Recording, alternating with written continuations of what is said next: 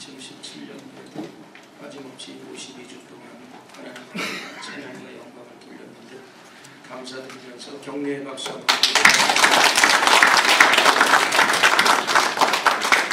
드리고요. 우리 인사 나누실 때 하나님이 당신을 사랑하십니다. 옆에 분들과 인사 나누십니다. 그곳에 하나님이 여러분들을 사랑하시고 축복하십니다. 오늘 52주째 되는 2017년도 마지막 주에 주신 하나님 말씀은요, 베드로후서 3장 8절에서 13절까지의 말씀이 되겠습니다. 베드로후서 3장 8절부터 13절까지 말씀 같이 읽겠습니다.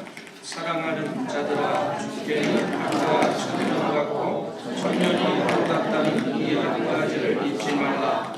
주의 약속은 어떤 이들이 어디라고 생각하는 것 같이 어떤 이들이 아니라 오직 주께서는 너희를 대하여 오래 참으사 아무도 멸망하지 아니하고 다 회개하기에 이르기를 원하시느니라. 그러나 주의 날이 도둑같이 오리니 그날에는 하늘이 큰 소리로 떠나가고 물질이 뜨거운 불에 묻어지고 땅과 그 중에 사는 모든 일이 드러나리로다. 이 모든 것이 이렇게 벌어지니 너희가 어떠한 자연이 되어야 약감하냐. 거룩한 행실과 경건함으로 하나님의 날이 임하기를 바라보고 간절히 사모하라. 그날에 하늘이 불에 타서 흩어지고 물질이 뜨거운 불에 녹아지리라. 우리는 그의 약속대로 네가 있는 곳인 새 하늘과 새 땅을 바라보도다. 아멘. 제목 같이 한번 우리 읽으십시다. 마지막 때를 준비하며 삽시다. 다시 한번요. 마지막 때를 준비하며 삽시다. 이런 제목으로 은혜를 나누겠습니다. 오늘은 2017년의 마지막 날이면서 또 마지막 주일입니다. 참 뜻깊어요. 엊그제 우리가 2017년도 신년 축복 감사 예배를 드린 것 같은데 오늘 마지막 주일 예배를 드린다. 매사에는 이렇게 시작이 있고 끝이 있는 것입니다. 사람의 일생도 태어날 때가 있으면 죽을 때가 있고요. 어떤 일이 있어도 그것이 시작이 있는가 하면 끝이 있는 것입니다. 왜 그래요? 그렇게 하나님께서 만들어 놓으셨어요. 그래서 전도서 기자가 전도서 3장 1절에서 8절까지 말씀 이렇게 얘기하잖아요. 같이 읽습니다. 범사에 기한이 있고 천하 만사가 다 때가 있나니 날 때가 있고 죽을 때가 있으며 심을 때가 있고 심은 것을 뽑을 때가 있으며 죽일 때가 있고 치료할 때가 있으며 헐 때가 있고 세울 때가 있으며 울 때가 있고 웃을 때가 있으며 슬퍼할 때가 있고 춤출 때가 있으며 돌을 던져 버릴 때가 있고 돌을 얻을 때가 있으며 안을 때가 있고 않는 일을 멀리할 때가 있으며 찾을 때가 있고 잃을 때가 있으며 지킬 때가 있고 버릴 때가 있으며 찢을 때가 있고 꿰맬 때가 있으며 잠잠할 때가 있고 말할 때가 있으며 사랑할 때가 있고 미워할 때가 있으며 전쟁할 때가 있고 평화할 때가 있느니라. 아멘. 이렇게 모든 일에는 시작이 있고 끝이 있다. 사실은 우연이라는 것이 없어요. 궤적과 목적을 따라서 움직이는 그러한 세상이라는 뜻입니다. 근데 누가 이러한 천하 만물을 목적대로 이끄십니까? 누가 이끄세요? 하나님이 시간과 역사의 주인이시라는 말씀입니다. 그래서 전도서 3장 11절에 이렇게 말씀하고 있습니다. 3장 11절 하나님이 모든 것을 지으시되 때를 따라 아름답게 하셨고 또 사람에게 영혼을 사모하는 마음을 주셨느니라. 아멘. 그러므로 우리가 이 시간의 흐름을 보면서 생각해야 될 것이 있어요. 다른 모든 것보다도 우리가 하나님을 생각해야 될 줄 믿습니다. 우리가 2017년 송년주일에 우리가 생각해야 될 것은 바로 시간과 역사의 주인 되시는 하나님을 생각해야 돼요. 그리고 하나님께서 이루실 마지막 날의 아름다운 완성을 생각해야 되는 것입니다. 이것이 성도들이 가져야 될 영혼을 상모하는 마음이라고 말씀하고 있어요. 근데 오늘 이 읽으신 본문 이 베드로 후서의 서신에 보면 베드로 사도는 말세에 나타나는 어떤 거짓 교사와 거짓 교훈과 이단의 말에 미혹되지 말고 하나님의 말씀대로 주의 재림의 날, 마지막 세상의 끝날을 우리가 생각하면서 또 주님의 재림을 사모하면서 살라, 이렇게 말씀하고 있어요. 그래서 우리가 오늘 한 해의 마지막을 날을 맞고 있지만 우리는 매년 똑같은 마지막 해를 맺지만 그 마지막 한 해만을 마무리만을 생각할 것이 아니라 우리 개인의 종말도 생각해야 되고, 더 나아가서 우주의 종말, 주님의 재림의 때 마지막 날을 생각하는 그런 신앙인이 되어야 될 줄 믿습니다. 그럼 마지막 때를 준비하면서 사는 성도요, 과연 어떠한 신앙의 자세로 살아야 될까요? 첫 번째로는요, 자, 같이 읽습니다. 시간에 집착하지 말고 기다림을 축복으로 여겨야 된다는 거예요. 그것이 본문 8절 말씀입니다. 또 8절 말씀 읽습니다. 살아가는 자들아, 주께는 하루가 천년 같고 천년이 하루 같다는 이 한 가지를 잊지 말라. 이 당시에 이 거짓 선지자들은 주님의 재림이 연기되는 것을 가지고 사람들로 하여금 자꾸 미혹을 갖게 했습니다. 그래서 이 하나님의 시간의 개념과 인간의 시간의 개념은 다릅니다. 하나님의 때와 사람의 때도 달라요. 하나님은 사람의 시간에 얽매이지를 않아요. 그러니까 하루가 천년 같고 천년이 하루 같다. 우리 인간으로 생각하는 시간의 개념과 하나님의 시간의 개념은 틀려요. 이 시간에 얽매이는 삶은 사실은 어떤 미혹의 통로가 되는 것입니다. 그래서 이단들은 언제나 주님의 재림의 시간을 정해, 그래서 몇 날 몇 시 언제에 주님께서 오신다. 그래서 많은 사람들이 미혹되어서 그 이단에 빠집니다. 왜 시한부 종말론자들이 재림의 시기를 정합니까? 자신의 어떤 그 영적인 노예로 그 사람들을 대상으로 하려고 하는 거예요. 그래서 그 영혼을 약화시키고 미혹해서 개인의 그 뭐라 그럴까요? 돈을 착복하고 영적인 그 노예를 만들려고 하는 나쁜 동기가 이 이단의 교주들에게 있다는 거예요. 그렇기 때문에 성도는 이 축복의 때와 기한에 너무 집착하지 말고 그 시간의 문제에 있어서는 모든 것을 누구에게 맡겨야 돼요? 하나님 앞에 온전히 시간의 때를 맡겨야 될 줄 믿습니다. 우리 성경을 봐도 출애굽 당시에 애굽에서 가나안까지 가는 거리가 사실은 걸어서 40일이면 충분한 거리였는데 그 40일에 365배가 되는 40년이라는 기간 동안 그 광야에서 방황했어요. 그 얼마나 안타까운 시간 낭비입니까? 지금도 순종하면서 기다리지 못해서 며칠이면 해결될 일들을 몇 년 아니면 몇십 년을 걸려서도 늦어질 때가 있습니다. 보상을 바라고 우리가 조바심을 내다보면 사실은 우리에게 보상도 없고 축복이 없습니다. 반면에 우리가 보상에 대한 생각이 없고 하나님의 뜻에 묵묵히 순종하고 헌신하다 보면 어느새 내 앞에 하나님이 주시는 보상과 축복이 다가왔다는 것을 알게 됩니다. 그래서 하나님 안에서는 늦은 것이 없고 바로 하나님 안에서는 모든 것이 가장 빠른 것이라는 것을 믿게 되시기를 바랍니다. 이 아브라함은 75세 나이에 믿음의 길에 축복의 그 발길을 디뎠지만 하나님께서 믿음의 조상으로 세워주셨어요. 그러므로 우리가 너무 늦었다고 하지 마시기를 바랍니다. 그래서 본문에서도 주께는 하루가 천년 같고 천년이 하루 같다, 이렇게 말한 것은 짧은 시간으로도 엄청난 일을 우리가 이룰 수 있다는 그런 말씀인 것입니다. 지금부터 여러분들이 남은 생애를 하나님과 교회를 위해서 열심히 헌신한다면 하루가 천년 같은 삶을 살 수가 있는 거예요. 그리고 남들보다도 훨씬 많은 시간을 하나님 앞에 계수되어서 나중됐지만 먼저 된 자가 될 수가 있다는 그런 말씀인 것입니다. 그리고 본문의 9절 말씀에 보세요. 거기 뭐라고 되어 있어요? 같이 읽습니다. 주의 약속은 어떤 이들이 더디다고 생각하는 것 같이 더딘 것이 아니라 오직 주께서는 너희를 대하여 오래 참으사 아무도 멸망하지 아니하고 다 회개하기에 이르기를 원하시느니라. 아멘. 당시에요, 이 거짓 선지자들이 주님의 재림이 없다고 미혹을 했을 뿐만 아니라 주님의 재림이 이 약속의 성취가 늦어지는 것에 대해서도 상당히 비난을 했어요. 그러나 주님의 약속의 성취가 늦어지는 것은 주님이 잘못한 것이 아니에요. 또 주님이 능력이 없었다는 증거가 아니라 오히려 하나님께서 오래 참으셨다는 참았다는 증거가 되는 것입니다. 이 하나님의 오래 참으심에 대해서 성도는 오랜 기다림으로 하나님 앞에서 응답을 해야 되는 거예요. 주님의 재림이 늦어지는 것은 하나님의 오래 참으심 때문에. 그냥 봐도 이 세상 사람들 하는 꼬락서리를 보면 당장 심판을 내려서 호되게 야단시키고 싶지만 왜 하나님께서 오래 참으십니까? 심판의 끔찍함을 너무 잘 아시기 때문에 아무도 멸망하지 않아요.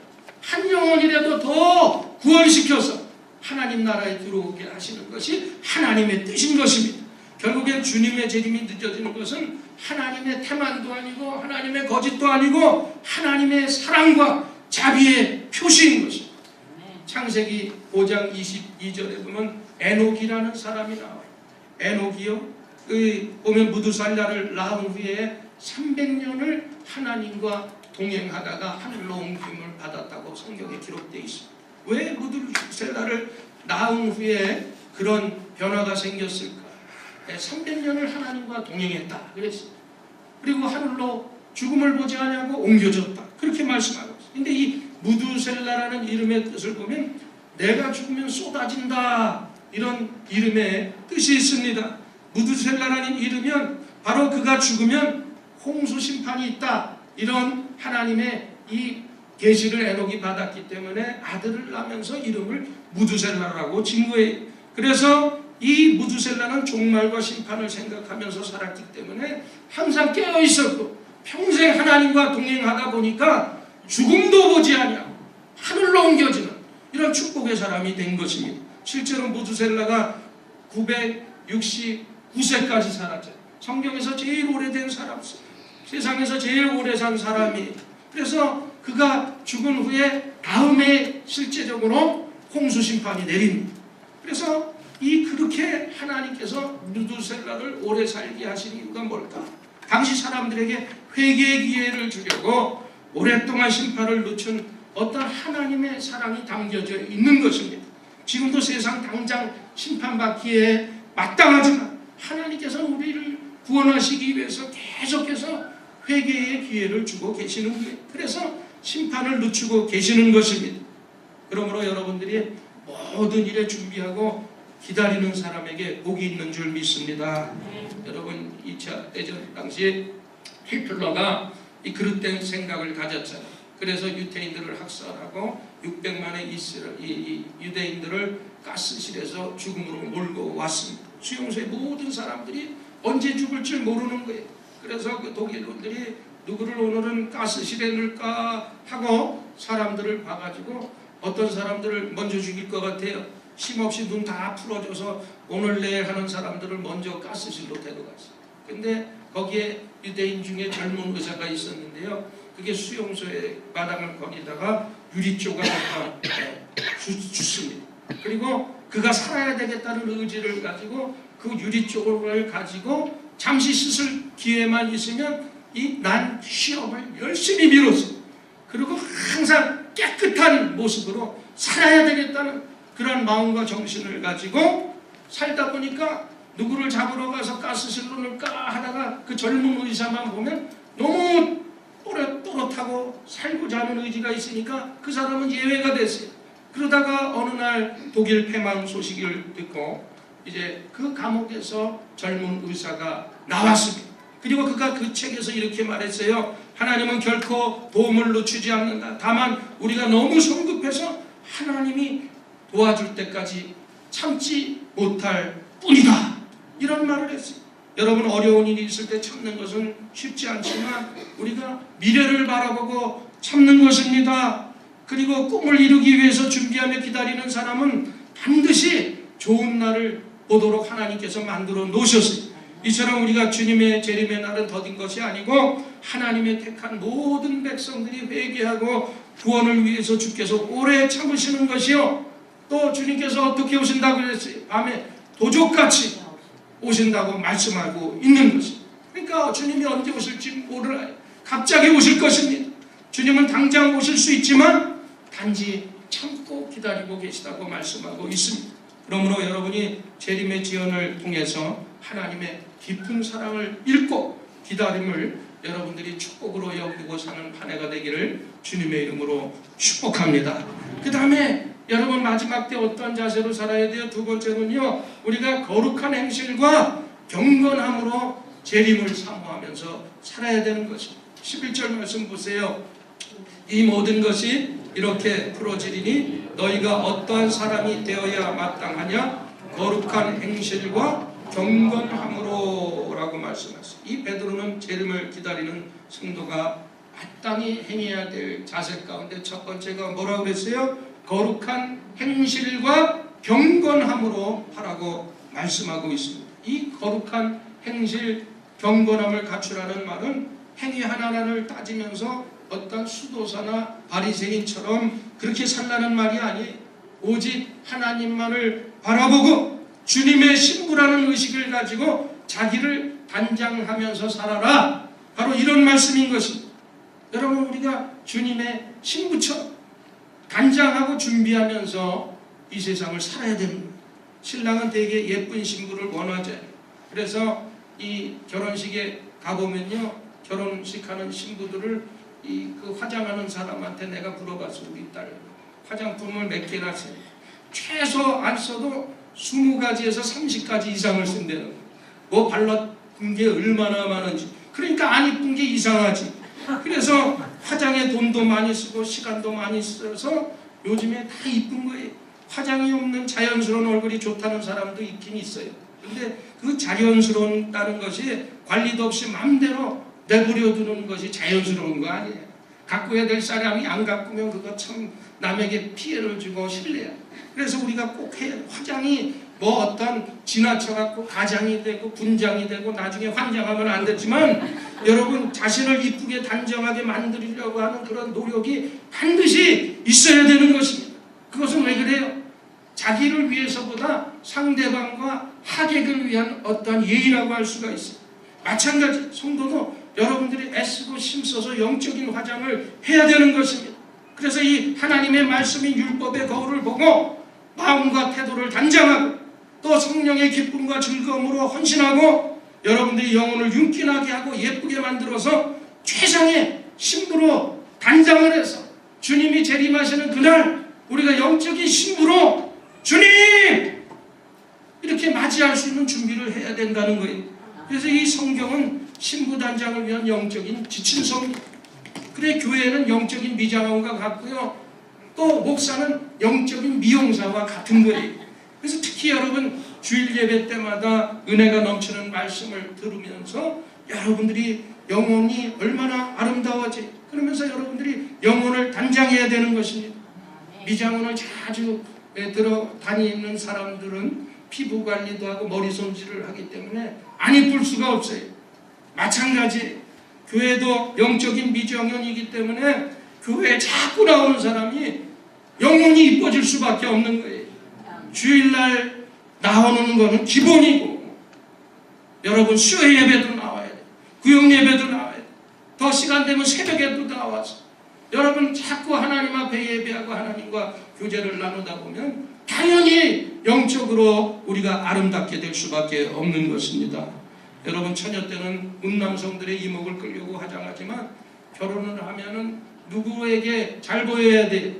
한 남성한테 잘 보여야 되면 돼요. 한 남성? 옆집 아저씨 아니고 여러분과 같이 사시는 여러분의 남편한테 잘 보이면 되는 거예요. 사실 화장은 자기를 위해서 하는 것이 아니라 이전에 남을 위해서, 신랑을 위해서 하는 거예요. 그러니까 외출할 때만 여러분 하지 말고 사실은 집에서 화장을 하고 있어야 돼. 밖에 나갈 때는 화려에다가 빼쪽구도 신고 향수 뿌리고 나가면서 집에서는 매일 밥대기 냄새 나고 남편 들어오면 후다다다한 몸빼바지 입고 와서 마세요!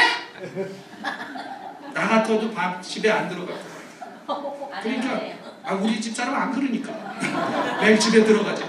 그러니까 여러분들 잘 꾸미게 되시기를 바랍니다. 결혼을 하면 누구한테 잘 보여야 돼요?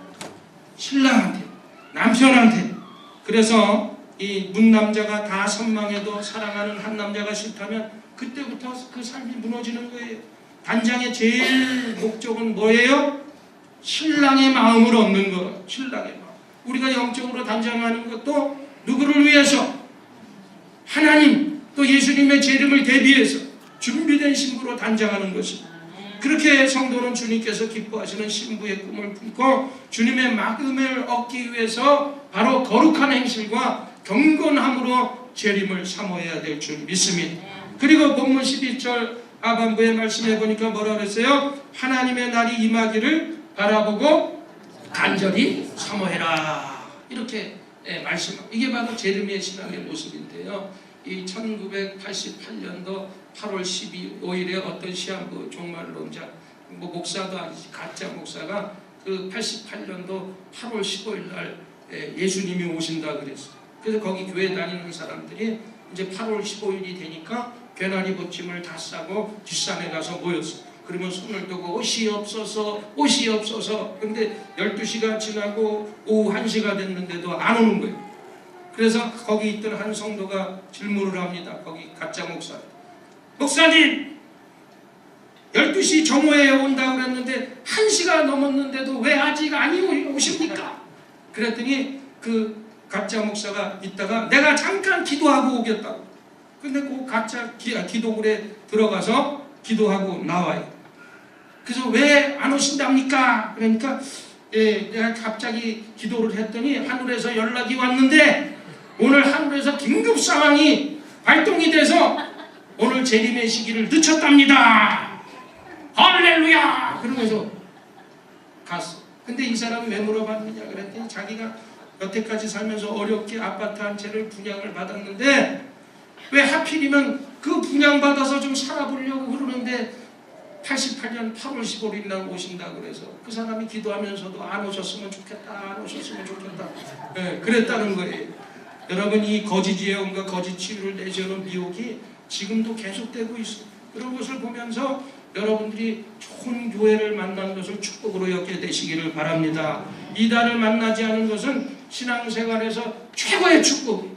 여기 신천지에 미혹되는 그 한국에는 지금 이단에 빠져갖고 14만 4천 성도가 되면 오신다고 그랬는데 지금 14만 4천이 넘었다고. 안 오잖아.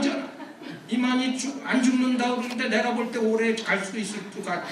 그 뭐 또 거기서 보면 나 죽이려고 그러겠다. 어쨌든 간에 이단이 또 실제로 1992년에 시한부 종말론을 비롯한 유사한 종말, 신앙 종말들이 얼마나 많았어요. 한번 그런 영혼을 그런 신앙들을 겪으면요, 성도들이 영혼의 트라우마를 생겨서 그런 사람들은 믿음도 약해지고 헌신도 약해집니다. 또 그런 교회에 몸담았던 사람들은요, 이 일반 정통교회 다니면 재미가 없어. 설교를 들어도 재미가 없어. 맨날 뭔가 자극적인 주님이 오신다 뭐 이래갖고 깨어있고 뭐 올라가서 부르짖고 이런 거 하던 사람이 매일 하나님 말씀, 밋밋한 말씀 들으니까 성이 차지를 않는 거예요. 그러면 우리가 올바른 교회를 바른 신앙을 가져야 돼. 또 침착하고 냉철하고 담대하고 바르게 믿음 생활을 하면서 재림신앙을 갖되 올바른 재림신앙을 갖게 되시기를 바랍니다. 주님께서 재림하시면 역사적으로나 개인적으로 이 상상을 초월한 어떤 변화가 일어나겠지. 그랬잖아요. 예수님께서 육신의 몸을 입고 이 땅에 오셨어요. 2000년 전. 그렇죠? 그게 초림의 사건. 그 기점으로 해서 바로 역사의 기원 전 기원 후가 갈리잖아요.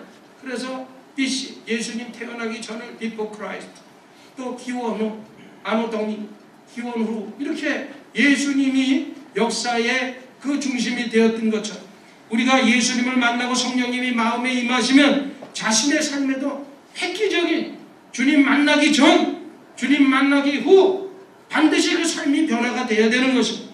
결국 인생에서 가장 큰 사건은 예수님을 만나는 사건이고, 가장 큰 일은 예수님을 우리가 꼭 붙들고 사는 일이 가장 중요한 일인 것을 믿게 되시기를 바랍니다. 여러분들이 그동안 예수님을 형식적으로 붙잡았다가 진심으로 붙잡은 변화만 있어도 이제 여러분의 삶이 변하게 될 거예요.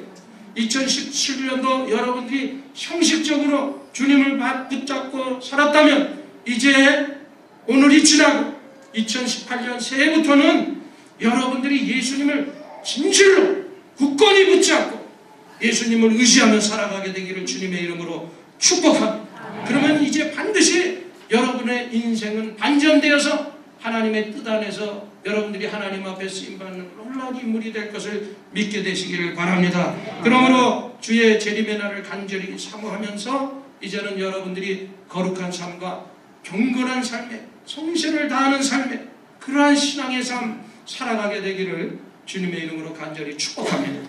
그 다음에 우리가 마지막 때를 살면서 어떻게 해야 돼요? 세 번째로는요, 천국의 소망을 가지고 살아야 돼요. 자, 본문 12절 하반부 이 13절 말씀 한번 보십시다. 그날에 하늘이 불에 가서 풀어지고 물질이 뜨거운 불에 녹아지려니와 우리는 그의 약속대로 의가 있는 곳인 새 하늘과 새 땅을 바라보도다 그랬어요. 자, 이 주님께서 이 재림하시는 심판의 날이 되면 사방에 불천지가 된다고 오늘 말씀하고, 그 생각하면 여러분 막 무섭지요? 그 경고를 보면. 근데 두려워할 필요가 없어요. 왜냐하면 성도는 의가 넘치는, 기쁨이 넘치는, 생명이 넘치는 새 하늘과 새 땅이 약속되어 있기 때문인 것입니다. 그러므로 우리는 그 새 하늘, 새 땅을 바라보면서 사는 그런 소망이 우리에게 있어요. 그러니까 우리가 이 땅에 여러 가지 삶을 살고 있지만 우리는 천국을 소망하며 살아야 된다는 거예요. 한국에서 한때 인꼬부처럼 잘 살던 부부가 있어요. 그냥 얼마나 주변에서 봐도 인꼬부부라고 그랬는데 어느 날인가부터 남편이 전화도 안 하고 집에를 안 들어오는 거야. 그래서 그냥 맛있게 저녁 찬거리를 준비해서 맛있는 반찬을 준비하고 왔는데도 어떤 때는 밥을 먹고 들어오고 어떤 때는 술을 먹고 들어오고 어떤 때는 안 들어오고, 그 기다림이 이 신부가 기다리다가 결국에는 지쳤어. 그래서 10년 살다가 합의 이혼을 하게 됩니다. 그런데 이상하게도 저녁 때만 되면 이 이혼한 아내가 허전한 거예요. 10년 동안 자기가 한 일이 있으니까 반찬을 해놓으면서 남편을 기다렸던, 자기도 모르게 자기 자신이 누군가를 기다리고 있는 그 모습이 발견함. 그러면서 느낄 것이, 그래도 기다릴 사람이 있을 때가 좋았구나, 이렇게 느꼈다는 거예요. 여러분, 기다릴 사람이 있고 기다릴 것이 있다는 것이 큰 행복이고 축복인 것을 믿게 되시기 바랍니다. 여러분, 그 요즘에 한국에 보면 비트코인, 가상화폐를 투자 목적으로 해갖고 또 이 로또 복권을 통해서, 저는 복권을 한 번도 안 사봤어요. 사면 맞을 것 같아요. 그래서 안 샀어요. 목사가 그거 맞으면 망하는 거예요. 어떤 목사는 하나님 내가 교회를 져야 돼서 그 복권을 사는 미친 목사도 있대요. 나는 감히 미친 목사라고 말. 그런 일확천금은 필요가 없어요. 여러분, 그러나 로또 산 사람들의 심리를 보면 사고 나서 그 추첨이 얼마 안 되면 마음에 설레임이 생긴다고. 혹시 될까? 기대 때문에. 여러분, 그 기다림의 대상이 좋은 것이면 행복감은 더 커지고, 더 나가서 이 기다리는 사람이 어떤 배우자나 사랑하는 주님이라면 우리가 행복감이 더 커질 거 아니겠습니까? 성도는 주님을 기다리면서 앞으로 다가올 찬란한 미래의 그 일부를 현재 즐길 수 있는 것이 성도의 모습인 것입니다. 고난과 심판이 불신자들에게는 힘들고 큰 재앙이지만 우리가 잘 믿는 성도들에게는 세상은 또 이 천국에 들어가는 것이 얼마나 큰 기쁨이고 소망이겠어요. 조만간 우리가 그 큰 기쁨에 다 참여할 것입니다. 이제 우리가 예수님을 만나 희망을 품고 살아야 될 줄 압니다. 현재 모습이 부족해도 예수님이 나를 사랑한다는 그 사실만을 생각하면서 그 예수님을 기다리면서 살아가게 되시기를 바랍니다. 세상에서 가장 강한 힘은 어떤 힘이에요? 바로 사랑의 힘인 것입니다. 찔러도 피 한 방울 날 것 같지 않았던 그 극악무도한 사람도 예수님의 사랑을 체험하니까 성자로 바뀌어요. 하나님 앞에 쓰임 받습니다. 그 사람이 눈물을 줄줄 흘리면서 회개하고 하나님을 섬기는 걸 봤어요. 하나님의 사랑을 확신하면 자기의 약점과 힘든 환경 때문에 절망하지 않습니다. 여러분, 이제 예수님을 꼭 붙잡고 새 하늘과 새 땅을 바라보면서 살아가게 되시기 바랍니다. 그때까지 내가 입은 그 하나님 사랑, 예수님의 사랑을 이 땅에서 실천하면서 살게 되시기를 바랍니다. 예수님은 하늘 보좌를 다 버리시고 낮고 천한 이 땅에서 오셨어요. 우리가 세상적인 또 우리가 경제적인 것으로 볼 때 보면 우리가 믿지는 장사예요. 하늘에서 오셔가지고 모든 거 다 쏟아서 십자가에서 죽기까지 남는 장사가 아니, 그러나 결국 남는 영적인 장사로 만드셨어요. 그 예수님의 삶을 본받아서 누구보다도 여러분들이 예수님의 사랑을 증거하는 인물들이 되기를 주님의 이름으로 축복합니다. 요즘 돌아가는 세상을 보면 종말의 때가 가까워진 것은 분명해요. 그래도 여러분들 너무 두려워할 필요가 없는 것입니다. 왜? 우리에게는 소망이 있어요. 천국에 소망이 있어요. 내일 주님이 오신다고 해도, 내가 오늘 죽는다고 해도 우리는 우리가 가야 할 본향이 있고 또 천국이 있는 것입니다. 3년 전에 우리 송기론 목사님 행복발전소에 송기론 목사님이 세미나 강사로 와서 했었어요. 그래서 제가 그때 거기서 책을 샀는데, 책에서 내용을 보니까 책에서 가장 마음에 와닿았던 내용이 있었어요. 그것이 바로 한번 쳐봐요. 송기론은 한번 쳐봐요. 이런 말을 했어요. 영원히 살 것처럼 꿈꾸고 내일 떠날 것처럼 살아가라. 다시 한번요. 영원히 살 것처럼 꿈꾸고 내일 떠날 것처럼 살아가라. 한마디로 여러분 행복한 죽음을 준비하라는 그런 말씀이었어요. 그 마음에 확 와닿더라고요. 여러분 우리가 멀쩡하게 숨쉬고 여기 살아가 있지만 이제 언제 주님이 부르실지 몰라요. 그러면 우리가 가야 되는 것입니다. 그래서 우리는 매일매일 오늘 하루가 나의 마지막인 날처럼 또 떠날 것처럼 사랑하면서 준비하면서 살아야 되고, 또 그런가 하면 우리가 이 살아있는 동안 내가 영원히 살 것처럼 꿈을 꾸고 계획하고 열심히 살아가야 될 줄 믿습니다. 여러분 말씀을 맺습니다. 그러므로 우리가 마지막 때를 살아가는 우리는 사랑으로 자신을 단장해야 돼요. 그리고 주님을 맞을 준비를 잘하게 되시기를 바랍니다. 하나님의 때를 기다리고 거룩한 행실과 거룩함으로 천국의 소망을 가지고 살아가는 저와 여러분이 다 되기를 주님의 이름으로 간절히 축원을 드립니다. 우리 말씀 생각하면서 기도하십시다. 한 해 동안 또 2017년을 또 인도해 주신 하나님 앞에 감사하십시다. 또 하나님, 우리가 이 땅에 사는 동안 나에게 맡겨진 일 사명을 잘 감당할 수 있는 또 주의 사람 될 수 있도록 인도해 달라고 기도하십시다. 그리고 또 거룩한 행실과 거룩함을 가지고 믿는 성도답게 또 주님을 증거하면서 천국의 소망을 가지고 살겠습니다. 이와 같은 또 하나님 기대를 가지고 우리 주여 삼창하고 한번 합심해서 기도하십시다. 주여, 주여, 주여.